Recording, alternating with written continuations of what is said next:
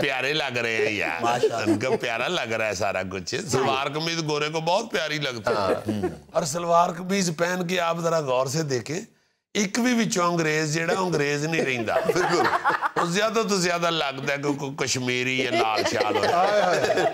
बिल्कुल ऐसा ही। मेरा नाम है ख्वाजा डेविड गावर।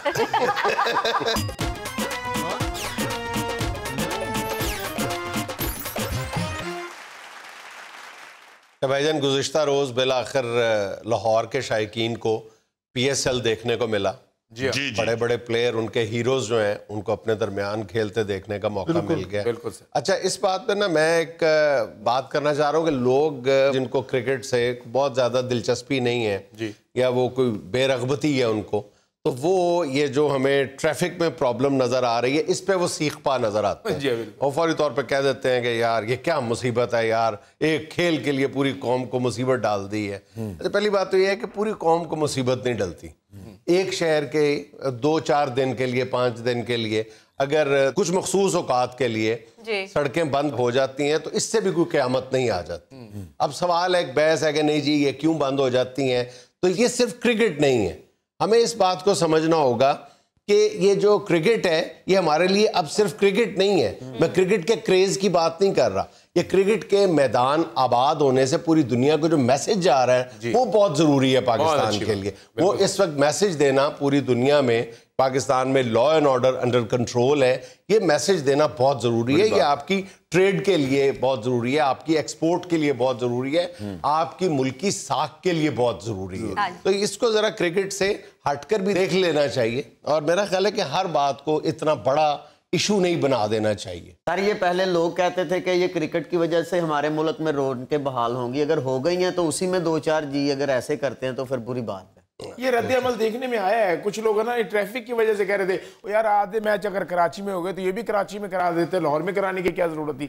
ये हालांकि होना चाहिए, कोई इसमें कोई फर्क नहीं पड़ता। बाबूजी, सारे शहरों को हक है कि उनको क्रिकेट इंटरटेनमेंट मिलनी चाहिए। हाँ, अच्छा, इसका कतई तौर पे ये मतलब भी नहीं है कि इंतज़ामिया को आप इस बात का NOC दे दें कि जनाब चूँकि लॉ एंड ऑर्डर का प्रॉब्लम है और हमें हर कीमत पे, ये भी PSL के खिलाड़ियों को भी और इसके बाद ऑस्ट्रेलियाई खिलाड़ियों को भी हमें बहुत हाई अलर्ट सिक्योरिटी देनी है, तो इसका मतलब है हम जो चाहे करें।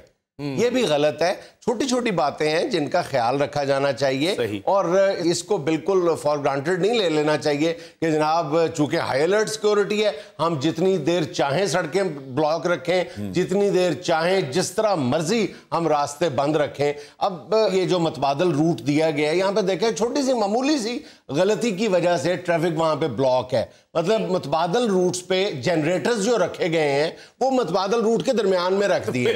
अब ये वही जनरेटर जो है वो थोड़े से उठा के अगर साइड पे रख दिए जाएं, लेकिन अगर आप कहेंगे तो फौरी तौर पे ये फतवा सादर कर दिया जाएगा कि जनाब अली ये तो जनाब क्रिकेट की रौनकें बहाल करनी है तो कुछ कुर्बानी तो देना पड़ेगी। कुर्बानी देने के लिए तैयार है, इसका ये मतलब तो नहीं है कि आप कुर्बानी से ज्यादा भी कुछ मांगे।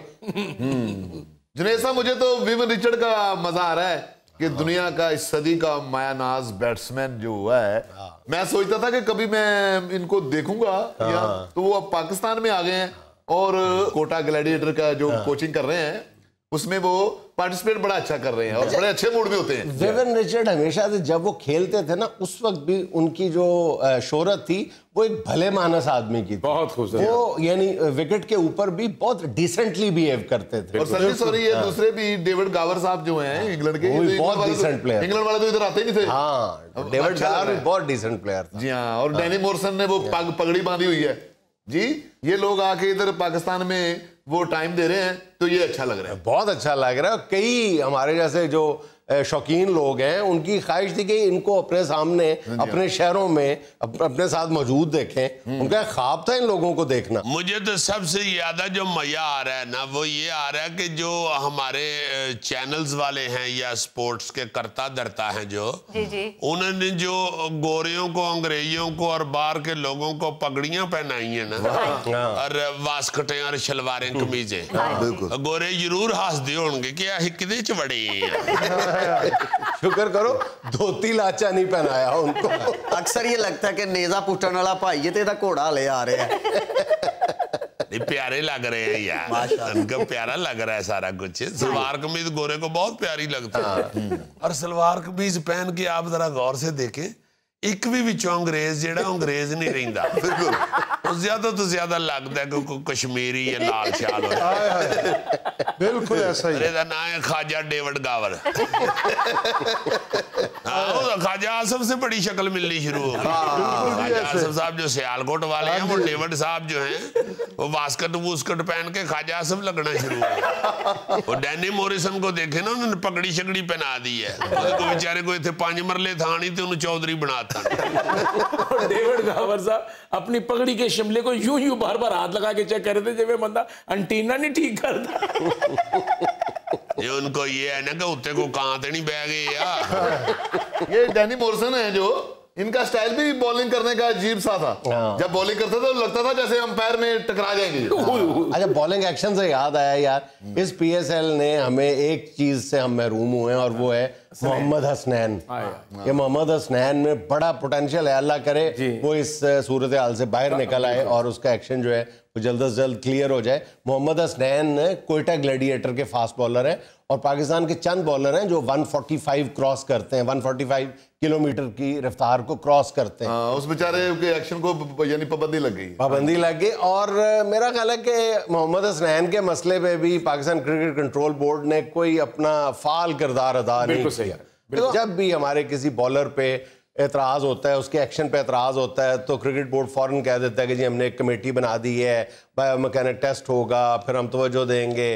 देखिए, अब यही काम जो है, जब बोर्ड को पता था, यहाँ पर नहीं बैठे हुए लोग, उनको मोहम्मद हसनैन के बॉलिंग एक्शन पे शक पहले नहीं होना चाहिए था, और वो तो ऑस्ट्रेलियंस ने एतराज किया है ना बिग बैश में जब उन्होंने और डेब्यू किया था बिग बैश, तो वहां पे जाके भाई 2-3 साल से जब वो लड़का खेल रहा है, तो आपको उसी वक्त देखना चाहिए था, क्योंकि जो बॉलर अपने एक्शन में पुख्ता होता जाता है, तो उसके बॉलिंग एक्शन में तब्दीली मुश्किल होती है, कभी भी नहीं होती। कोच के बस का ये रोग नहीं है। अगर कोई बैट्समैन है, वो फ्रंट फुट का प्लेयर है, बैट्समैन है, आप उसको ये नहीं कह सकते कि यार तुम बैकफुट पे खेला करो, ये मुमकिन नहीं है। अगर कोई बैकफुट का स्ट्रांग प्लेयर है, तो उसको आप फ्रंट फुट के स्ट्रांग प्लेयर नहीं बना सकते। आपको उसी में रह के, अपने फ्रेम में रह के उसकी खामियां दूर करनी होती हैं। यार हमारा मायानाज ऑफ स्पिनर सईद अजमल, वो भी इसी तनाज़े की भीड़ चढ़ गया, या कहना चाहिए कि क्रिकेट बोर्ड की गफलत की भीड़ चढ़ गया।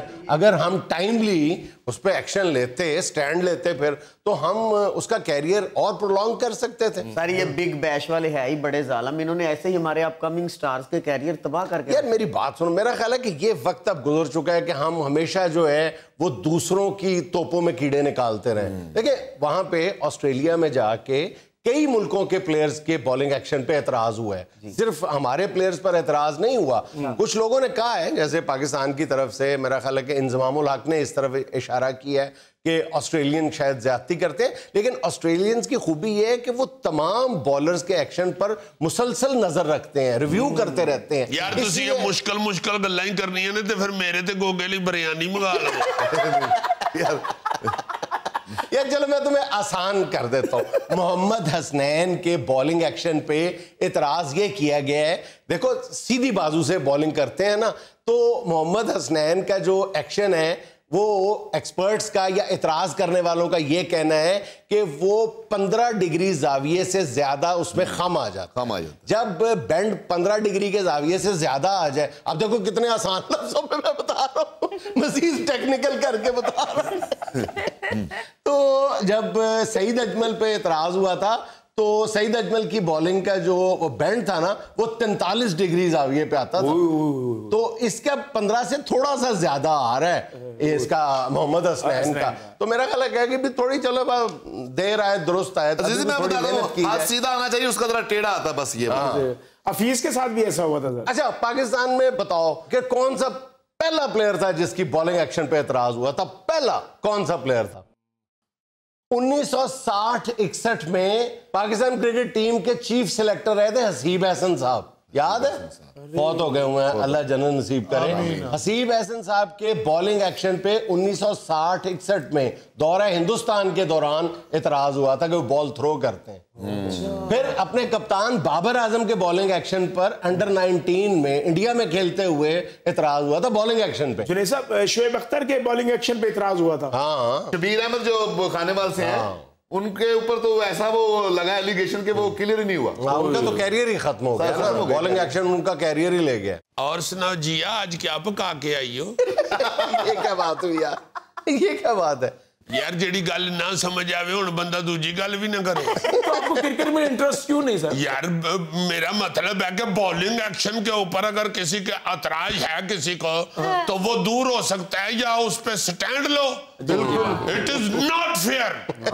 बच्चे बेचारे पता नहीं कितनी कितनी मेहनत करके आते हैं आगे, और ये आराम से कह देते हैं कि भाई जी 15% से ऊते टुर गया और थले टुर गया। मोहम्मद हफीज पर 3 बार पाबंदी लगी, लेकिन वो तीनों बार क्लियर हुआ। जिन्होंने प्रोफेसर कहते हैं। हाँ, शुएब मलिक के बॉलिंग एक्शन पे इतराज हुआ था, लेकिन बाद में वो भी क्लियर हो गया। शुएब मलिक ये सियालकोट वाला? हाँ, और कौन सा यार? ओ नहीं, तो ये हमारे लड़कों के ऊपर ही इल्जाम लगाते हैं गलत गेंद कराने का। साडे मुंडे गेंद ही सुट देने को रोड़े सुट देने।